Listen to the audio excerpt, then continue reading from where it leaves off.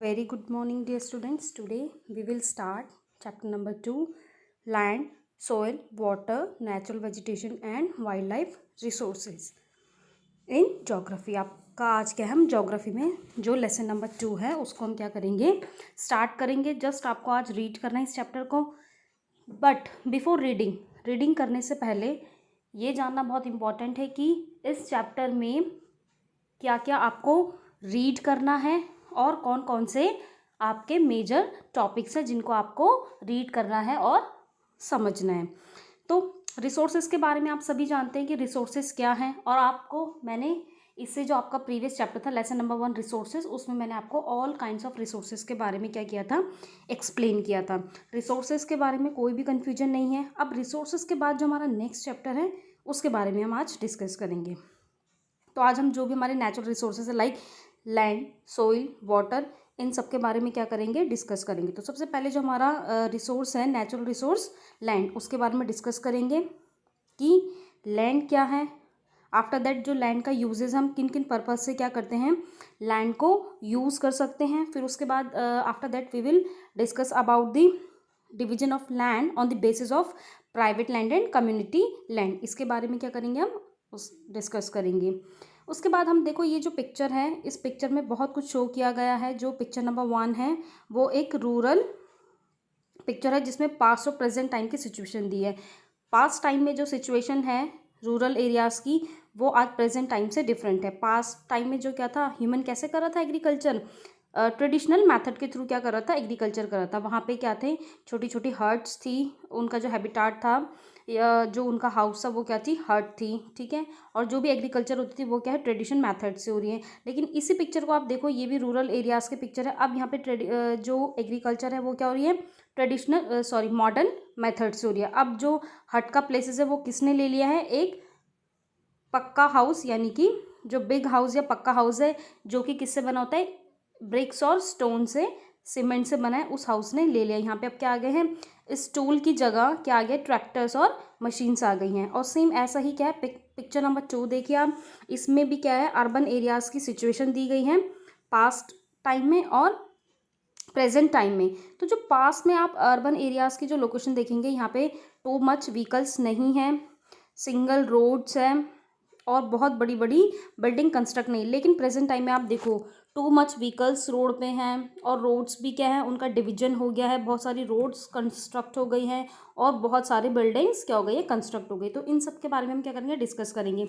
उसके बाद after that हम डिस्कस करेंगे कि जो लैंड रिसोर्सेज हैं उनको हम कैसे कंजर्व कर सकते हैं या उनका किस तरीके से हमें केयरफुली यूज़ करना है अपने लैंड रिसोर्स का. ये टॉपिक ख़त्म होने के बाद फिर हम एक केस स्टडी करेंगे जो कि हिमाचल प्रदेश के कन्नूर डिस्ट्रिक्ट के, जहाँ पे क्या हुआ था, लैंडस्लाइड हुआ था. उसके बाद हम डिस्कस करेंगे हमारा सेकंड रिसोर्स है सॉइल. सॉइल के बारे में डिस्कस करेंगे कि व्हाट इज सॉइल, सॉइल होती क्या है. उसके बाद जो सॉइल का जो फॉर्मेशन है वो किन किन लेयर्स में होता है. तो सॉइल की 4 लेयर्स हैं जिनको हम फर्दर जब मैं चैप्टर एक्सप्लेन करूँगी तब डिस्कस करेंगे. लेकिन आपको आज सिर्फ रीड करना है और हम फैक्टर्स देखेंगे कि सॉइल फॉर्मेशन में कौन कौन से ऐसे फैक्टर्स हैं जो सॉइल का फॉर्मेशन करती हैं. आफ्टर दैट हम देखेंगे कि कौन कौन से ऐसे कॉजेज़ हैं जिनकी वजह से क्या होती हैं, सॉइल डिग्रेड होती है. और सॉइल जब कोई चीज़ डिग्रेड होती है तो हमें क्या करना चाहिए, उसको कंजर्व करने के मेजर्स भी आने चाहिए. यानी कि हमें अगर हमारी सॉइल डिग्रेड होती है तो उसको कंजर्व करने के कौन कौन से ऐसे मेजर हैं कि जिससे हम क्या कर सकें, सॉइल को कंजर्व करके रख सकें. ये सारे मेजर्स के बारे में हमें क्या करना है, डिस्कस करना है. तो जो सॉइल कंजर्वेशन, उसमें बहुत सारे टाइप्स ऑफ फार्मिंग दिखाई है, जिसमें मल्चिंग है, टेरेस फार्मिंग है, कंटूर बैरियर्स है, रॉक डैम्स हैं, या इंटरक्रॉपिंग या बहुत सारी कंटूर प्लगिंग. इस टाइप के बहुत सारी मैनर हैं एग्रीकल्चर के जिससे हम क्या कर सकते हैं, अपनी सॉइल को कंजर्व कर सकते हैं. ओके. आफ्टर दैट फिर हमारे एक नेक्स्ट रिसोर्स है वाटर. वाटर के बारे में हम डिस्कस करेंगे कि वाटर कितने परसेंट कितना परसेंट कितने परसेंट अर्थ का जो सरफेस है वो वाटर से कवर्ड है. इसके बारे में डिस्कस करेंगे. और प्रॉब्लम्स देखेंगे कि वाटर अवेलेबिलिटी में जो प्रॉब्लम्स है वो कौन कौन सी प्रॉब्लम है और how we can conserve water, और हम वाटर को कैसे कंजर्व कर सकते हैं, ये अब हम थर्ड फोर्थ स्टैंडर्ड से पढ़ते आ रहे हैं कि वाटर को हम किस किन मैनर में अपने ही लेवल पे क्या कर सकते हैं, कैसे कंजर्व कर सकते हैं। ठीक है, इसको हम आगे जब मैं चैप्टर एक्सप्लेन करूँगी तब डिस्कस करेंगे। आफ्टर दैट जो हमारा लास्ट है नेचुरल वेजिटेशन और वाइल्ड लाइफ, इसके बारे में हम डिस्कस करेंगे कि जो हमारा नेचुरल वेजिटेशन है और वाइल्ड लाइफ है वो कैसी है, इनका जो डिस्ट्रीब्यूशन है नेचुरल वेजिटेशन का वो अलग अलग एरियाज़ में क्या है, अलग अलग है। ऐसा नहीं है कि जो नेचुरल वेजिटेशन है वो हर एरियाज़ में एक जैसी ही ग्रो होंगी, वो हर डिफरेंट डिफरेंट एरिया में उसके कुछ फैक्टर्स हैं, टेम्परेचर या मॉइस्चर के कारण क्या है, जो डिस्ट्रीब्यूशन है नेचुरल वेजिटेशन का वो डिफरेंट डिफरेंट एरियाज़ में डिफरेंट डिफरेंट है।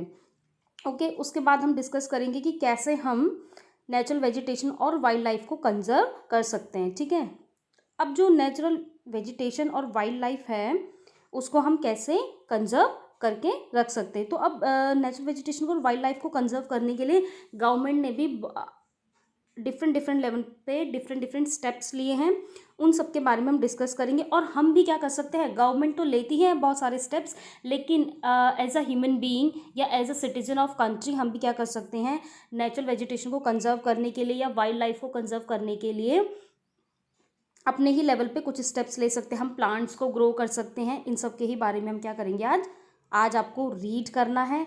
और नेक्स्ट जो आपका क्लास होगा उसमें मैं इन सबको क्या करूँगी, इन सारे टॉपिक्स को डीपली, ये सिर्फ आज इंट्रोडक्शन था चैप्टर का कि इस चैप्टर में क्या क्या हमें स्टडी करना है, क्या क्या हमें रीड आउट करना है। नेक्स्ट क्लास में मैं आपको इसको लाइव सेशन के थ्रू या वीडियोज़ के थ्रू इस चैप्टर को एक्सप्लेन करूँगी। That's all for today. Thank you and have a good day.